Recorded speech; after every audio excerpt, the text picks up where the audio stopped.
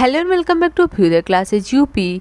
तो आज के इस वीडियो में हम अगेन अपना फिजिकल साइंस का लेसन प्लान डिस्कस करेंगे, जिसका टॉपिक है हमारा परमाणु की संरचना। तो चलिए देखते हैं। आगे बढ़ने से पहले अगर आप चैनल पर नए होंगे और अभ्युदय क्लासेज यूपी को सब्सक्राइब नहीं किया होगा तो प्लीज़ एक बार से चैनल को सब्सक्राइब, और वीडियो आपको हेल्पफुल लगेगी तो बाद में देखकर लाइक और शेयर भी जरूर कर दीजिएगा।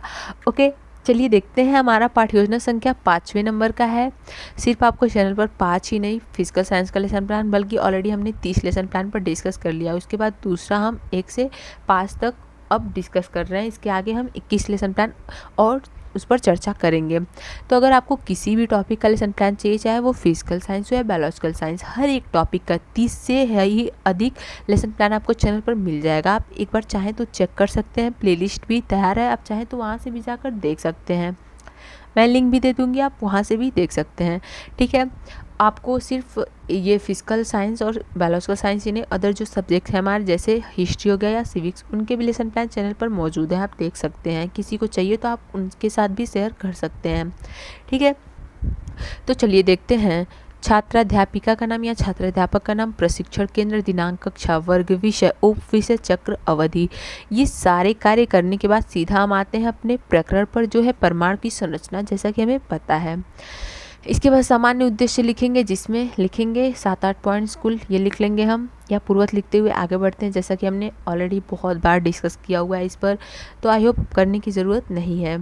ठीक, क्योंकि हमने 100 से अधिक लेसन प्लान चैनल पर डिस्कस किए हुए हैं, तो हर एक लेसन प्लान की वीडियो में हमने इस पर चर्चा किया हुआ है कि स्टार्टिंग का जो हमारा लेसन प्लान होता है उसी में हम सामान्य उद्देश्य 7-8 पॉइंट्स ये लिखते हैं, बाकी सब में हम पूर्वत लिखते हुए आगे बढ़ते हैं। बहुत से कॉलेज में ये आप 21-30 जितना लेसन प्लान बनाएंगे सब में लिखवाया जाता है। तो जो भी फॉर्मेट होगा आपके कॉलेज का, उस हिसाब से जो थोड़े बहुत चेंजेस होंगे आप साथ में करते चलेंगे। ओके, अनुदेशनात्मक प्रक्रिया या विशिष्ट उद्देश्य में लिखेंगे पहला ज्ञानात्मक उद्देश्य, जिसमें लिखते हैं कि छात्र परमाणु की संरचना का प्रत्यास्मरण कर सकेंगे, और उसके बाद बोधात्मक उद्देश्य में लिखते हैं कि छात्र परमाणु की संरचना की व्याख्या कर सकेंगे।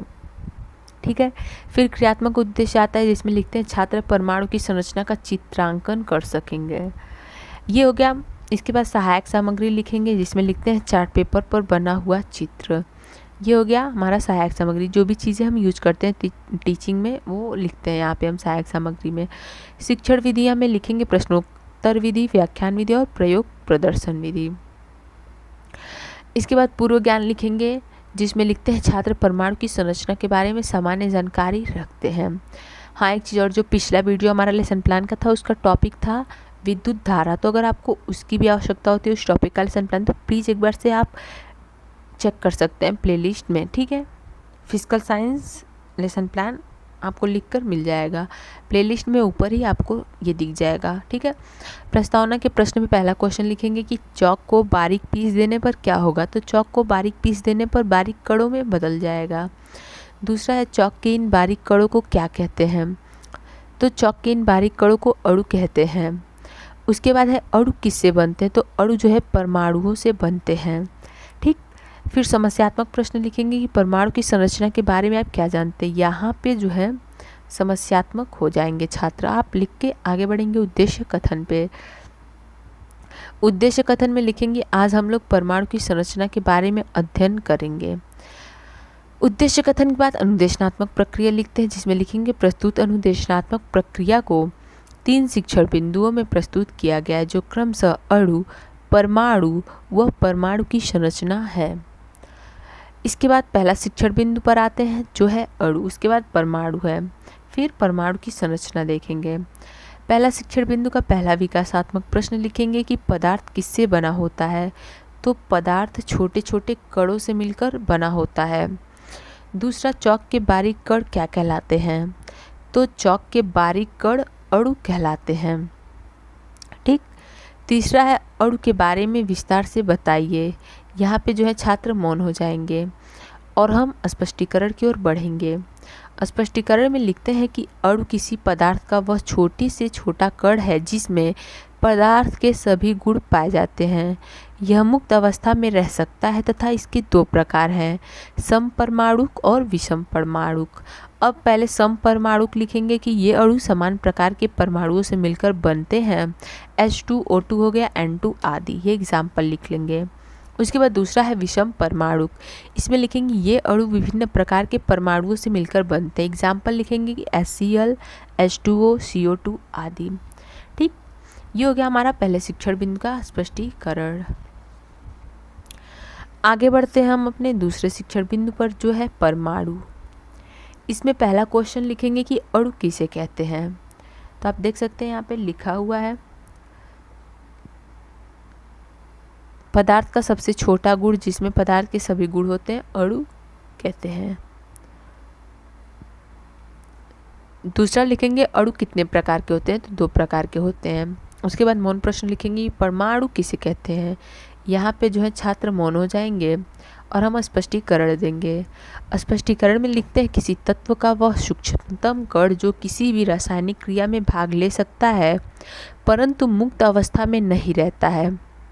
केवल आदर्श गैसों के परमाणु ही अक्रियाशील होते हैं और मुक्त अवस्था में रह सकते हैं। ठीक, ये हो गया दूसरा शिक्षण बिंदु हमारा कंप्लीट यहाँ पे। अब आगे बढ़ेंगे तीसरे शिक्षण बिंदु पर। तीसरा शिक्षण बिंदु है परमाणु की संरचना। इसमें पहला विकासात्मक प्रश्न की ओर आगे बढ़ने से पहले आपको बता दें कि जो अगला टॉपिक होगा हमारा लेसन प्लान का वह होगा जल पर। तो जल टॉपिक का लेसन प्लान अगले वीडियो में हम उस पर चर्चा करेंगे। ओके, इसमें पहला क्वेश्चन लिखेंगे किसी भी तत्व का सूक्ष्मतम कण क्या कहलाता है। तो किसी भी तत्व का सूक्ष्मतम कण परमाणु कहलाता है, परमाणु। ठीक, उसके बाद दूसरा है समपरमाणु किसे कहते हैं। तो जो अणु समान प्रकार के अणुओं से मिलकर बना होता है समपरमाणु कहलाते हैं। फिर मौन प्रश्न लिखेंगे जिसमें लिखेंगे परमाणु की संरचना के बारे में बताइए। यहाँ पे छात्र मौन हो जाएंगे। ठीक, हम स्पष्टीकरण की ओर बढ़ेंगे। हाँ, स्पष्टीकरण की ओर आगे बढ़ने से पहले अगर अभी तक आपने अभ्युदय क्लासेज यूपी को सब्सक्राइब नहीं किया है तो प्लीज़ एक बार से चैनल को सब्सक्राइब, और वीडियो आपको हेल्पफुल लग रही हो, आपको थोड़ी बहुत भी हेल्प कर रही हो तो प्लीज़ लाइक और शेयर भी ज़रूर कर दीजिएगा साथ में। और कमेंट बॉक्स में जो भी दिक्कत हो आप बता सकते हैं बेझिझक। ठीक है, स्पष्टीकरण लिखेंगे कि परमाणु इलेक्ट्रॉन, प्रोटॉन तथा न्यूट्रॉन, अस्थायी तथा पॉजिट्रॉन, न्यूट्रिनो तथा एंटी न्यूट्रिनो तथा मेसॉन आदि अस्थायी कण होते हैं। अब एक एक को लिखेंगे। देख लीजिए, यहाँ पे सबसे पहले इलेक्ट्रॉन को लिखेंगे। तो एक बार साथ में आप स्क्रीनशॉट लेते हुए चलेंगे। ठीक, पहले इलेक्ट्रॉन के बारे में बताएंगे छात्रों को, फिर प्रोटॉन के बारे में बताएंगे, उसके बाद न्यूट्रॉन बताएंगे कि इलेक्ट्रॉन जैसे इसकी खोज जे थॉमस ने की, और फिर ये प्रोटॉन के बारे में बताएंगे, रदरफोर्ड ने की, इस पर 1 इकाई धनावेश होता है, इसका द्रव्यमान बता देंगे। फिर न्यूट्रॉन बताएंगे कि उदासीन कण होता है, इसकी खोज चैडविक ने की थी, जेम्स चैडविक ने, इसका भी द्रव्यमान बताएंगे। ठीक है, ये सारी चीज़ें करेंगे फटाफट। उसके बाद हम आगे बढ़ेंगे निरीक्षण कार्य पर हमारे। ठीक है, इतने का एक बार स्क्रीनशॉट लीजिएगा, फिर हम आगे बढ़ते हैं। निरीक्षण कार्य में हम लिखेंगे कि छात्र अध्यापिका या छात्र अध्यापक द्वारा छात्रों को श्यामपट्ट कार्य उतारने का निर्देश दिया जाएगा तथा कक्षा में अनुशासन बनाए रखते हुए निरीक्षण कार्य किया जाएगा। ये सारी चीज़ें हम निरीक्षण कार्य में लिखते हैं। आप एक बार स्क्रीनशॉट लीजिएगा फटाफट, फिर हम देखते हैं पुनरावृत्ति का प्रश्न। हो गया?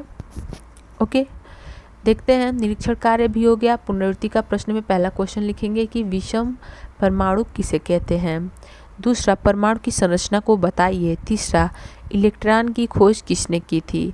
और चौथा क्वेश्चन लिखेंगे कि परमाणु में पाए जाने वाले अस्थायी कणों के नाम बताइए। ये हो गया हमारा पुनरावृत्ति का या मूल्यांकन का प्रश्न। अब गृह कार्य लिखेंगे कि सभी छात्र घर से परमाणु की संरचना के बारे में लिखकर लाएंगे। और इसी के साथ यहीं पर हमारा पाठ्य योजना हो जाएगा समाप्त। सो गाइज, आज के वीडियो में बस इतना ही। मिलते हैं अपने अगले वीडियो में, जिसका टॉपिक मैंने अभी आपको बताया क्या है, जल। तो प्लीज़ अभ्युदय क्लासेज यूपी से जुड़े रहें, जुड़ना नहीं भूलेंगे। जाते वक्त चैनल को सब्सक्राइब, और वीडियो आपको हेल्पफुल लगी हो तो प्लीज़ लाइक और शेयर भी साथ में अवश्य करते जाएंगे। Okay, thank you.